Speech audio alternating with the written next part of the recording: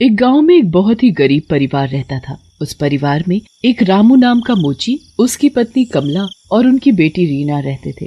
रामू घर के बाहर ही अपनी दुकान लगाता था और लोगों के जूते ठीक करता था। पूरे दिन में 2-4 लोग ही रामू से जूते ठीक करवाने आते थे, जिससे रामू के घर का खर्चा बड़ी ही मुश्किल से चल पाता था। एक दिन रामू अलमारी के ऊपर से कुछ सामान उतार रहा होता है कि तभी वो हाथ के बल गिर जाता है और उसके हाथ की हड्डी टूट जाती है। मर गया, कोई है? आवाज सुनकर तभी वहाँ रीना आती है और अपने पापा को उठाती है। अब मैं क्या करूँगा, मुझे जूते भी बनाने हैं। अभी आप अपनी चिंता करो और जूतों के बारे में मत सोचो। नहीं बेटी, ये जूते ठीक करूँगा तभी तो रात को खाना खा पाएंगे। ये जूते मैं ठीक कर दूंगी, आप मुझे बताते जाना कि कैसे करना है। वैसे भी आपको देख देख कर मुझे इतना तो आ ही गया है। भगवान सबको ऐसी बेटी दे। और खुद जूते ठीक करने बैठ जाती है। रामू उसे बताता रहता है और वो वैसे वैसे करती रहती है। कुछ ही देर में रीना अपने पापा से भी अच्छे जूते ठीक कर देती है। अरे वाह रीना बेटी, तुमने तो कमाल ही कर दिया, जो इतने अच्छे जूते ठीक कर दिए। उसके बाद एक आदमी अपने उन जूतों को वापस लेने के लिए आता है। अरे वाह, तुमने तो कमाल ही कर दिया, ये तो लग ही नहीं रहे कि कभी फटे भी थे। साहब जी, ये जूते मेरी बेटी ने ठीक किए हैं। अरे वाह, इतनी सी लड़की और इतनी मेहनती, मैं तो तुम्हें इसके दुगने पैसे दूंगा। तुमने मेरा दिल खुश कर दिया। वो आदमी रीना को 100 रुपए का नोट देता है। रीना उसे देखकर बड़ी ही खुश होती है। अच्छा, एक काम करो, मुझे किसी शादी के लिए 2 जोड़े जूते बनवाने हैं, तो क्या तुम 2 दिन में बना पाओगी? हाँ, मैं बना दूंगी ना। रीना, पर तुम कैसे? मैं कर लूंगी पापा, आप बस मुझे बताते रहना। खैर, अभी मैं चलता हूँ और 2 दिन बाद आऊंगा। वो आदमी वहाँ से चला जाता है। रीना और रामू बड़े ही खुश होते हैं और उस आदमी के जूते बनाने की तैयारी में लग जाते हैं। रामू रीना को अच्छे से बताता रहता है कि जूते कैसे बनाने हैं और रीना भी बिल्कुल वैसे ही करती रहती है। 2 दिन में रीना पूरी मेहनत और लगन के साथ उस आदमी के जूते बनाकर तैयार कर देती है। धीरे धीरे रीना के बनाए जूते सब जगह मशहूर हो जाते हैं। अब वो जूते बनाने में इतनी अच्छी हो जाती है कि रामू को भी उसकी मदद नहीं करनी पड़ती।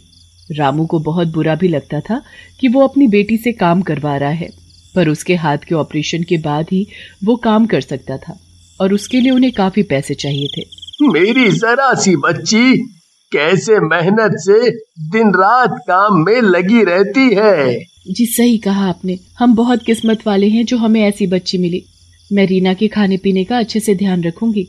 रीना के हुनर और मेहनत के कारण उनके घर के हालात सुधरने लगते हैं और अब वो लोग दोनों वक्त का खाना अच्छे से खाते हैं। रीना अपने पापा के हाथ के ऑपरेशन के पैसे भी इकट्ठा कर लेती है।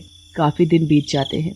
एक दिन रीना रात को घर का सामान लेकर बाजार से वापस घर आ रही होती है। उसके हाथ में ढेर सारा सामान होता है। वो सड़क पार कर ही रही होती है कि अचानक वहाँ से ट्रक गुजरता है और रीना उस ट्रक से टकरा जाती है। रीना का सारा सामान सड़क पर फैला होता है और रीना खून से लथपथ रोड पर पड़ी मर जाती है। जब उसके माँ बाप को पता चलता है तो वो भागे भागे आते हैं और रीना को मरा देख बहुत रोते हैं। मेरी रीना, मेरी बच्ची तो मुझे छोड़कर नहीं जा सकती, नहीं जा सकती। मेरी प्यारी बेटी, आज मेरा हाथ ठीक होता तो तुझे ये सब काम कभी ना करना पड़ता और कभी तेरे साथ ऐसा ना होता। अब मैं क्या करूं? रामू और कमला को रीना की मौत का बहुत दुख होता है, पर उसी रात एक चुड़ैल बच्ची उनकी दुकान खोलती है और अधूरे जूतों को पूरा बनाने लगती है। मैं अब ये सारे जूते बना दूंगी और आपको कोई तकलीफ नहीं होने दूंगी मम्मी पापा। वो चुड़ैल बच्ची दरअसल रीना होती है जो उस एक्सीडेंट में मर चुकी होती है। वो अपने माँ बाप को तकलीफ में नहीं देख पाती, इसलिए मरने के बाद भी उनकी मदद करने के लिए वापस आ जाती है। वो पूरी रात पूरी मेहनत से जूते बनाती और पहले से भी सुंदर सुंदर जूते तैयार करके दुकान में रख देती है।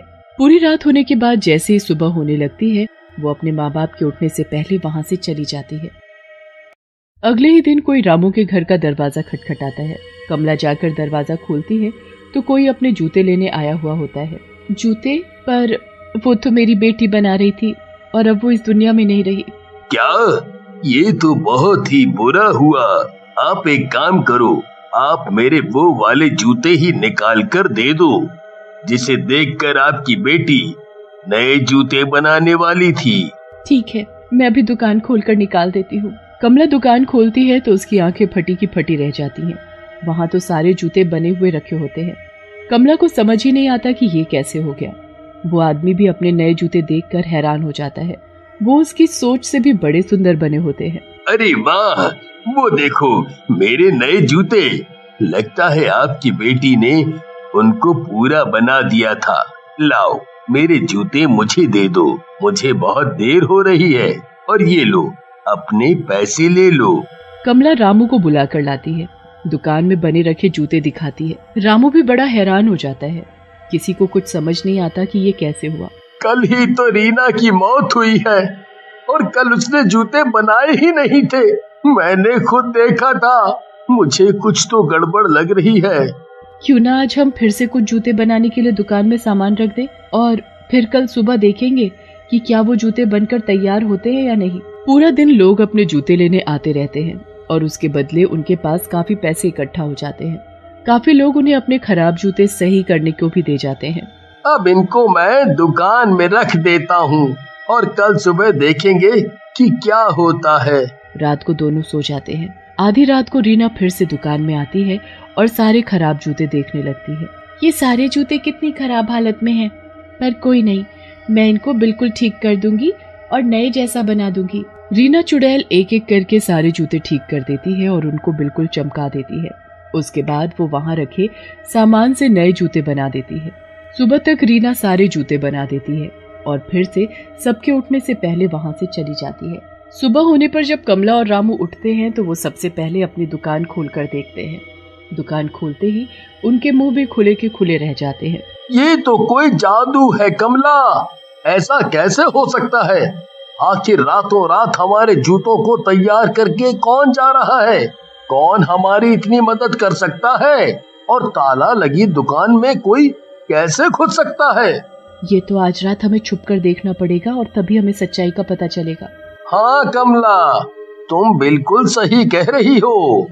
पूरे दिन लोग अपने जूते लेने आते हैं और रामू के पास काफी पैसे इकट्ठा हो जाते हैं। पर रामू और कमला को बस रात होने का इंतजार होता है। जैसे ही रात होती है वो दोनों पुराने जूते और जूते बनाने का सामान दुकान में रखकर दुकान बंद कर देते हैं। फिर आधी रात को दोनों चुपके से आकर खिड़की पर खड़े हो जाते हैं और जूते बनाने वाले का इंतजार करने लगते हैं।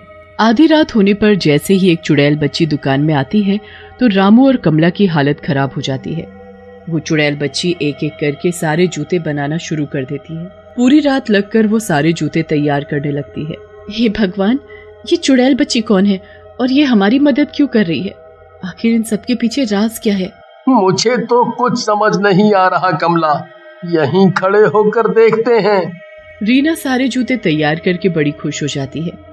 ये लो, अब हो गए सारे जूते तैयार। अब मम्मी पापा को इनके बदले अच्छे पैसे मिल जाएंगे और फिर पापा के हाथ का अच्छे से इलाज भी हो जाएगा। मैं आप लोगों को कोई तकलीफ नहीं होने दूंगी मम्मी पापा। ये तो हमारी ही बेटी है जी, हमारी रीना। ये मरने के बाद भी हमारी मदद कर रही है और हमें तकलीफ में नहीं देख पा रही। मुझे अभी के अभी अपनी बच्ची से मिलना है। रामू और कमला जल्दी से कमरे में जाते हैं और रीना को देखकर रोने लगते हैं। हमने तुम्हें पहचान लिया हमारी बच्ची। आप परेशान मत होना मम्मी पापा, मैं आपको कोई तकलीफ नहीं होने दूंगी और रोज आपके जूते तैयार कर दूंगी। हमारे लिए तुझसे बढ़कर कुछ नहीं है बेटी। हम तुझे कभी नहीं भूल पाएंगे, पर अब तुझे अपनी दुनिया में जाना होगा जहाँ तू सुकून से रह सके। अब मेरे पास इतने पैसे हो गए हैं कि कल अपने हाथ का ऑपरेशन करवा लूंगा और फिर कुछ ही दिनों में खुद काम करने लगूंगा। तुम्हारी वजह से हमारी दुकान इतनी अच्छी चल रही है कि हमें कभी तकलीफ नहीं होगी। तुम हमारी चिंता मत करो रीना, तुम अपनी दुनिया में चली जाओ। रीना अपने माँ बाप की बात मानकर वहाँ से अपनी दुनिया में चली जाती है।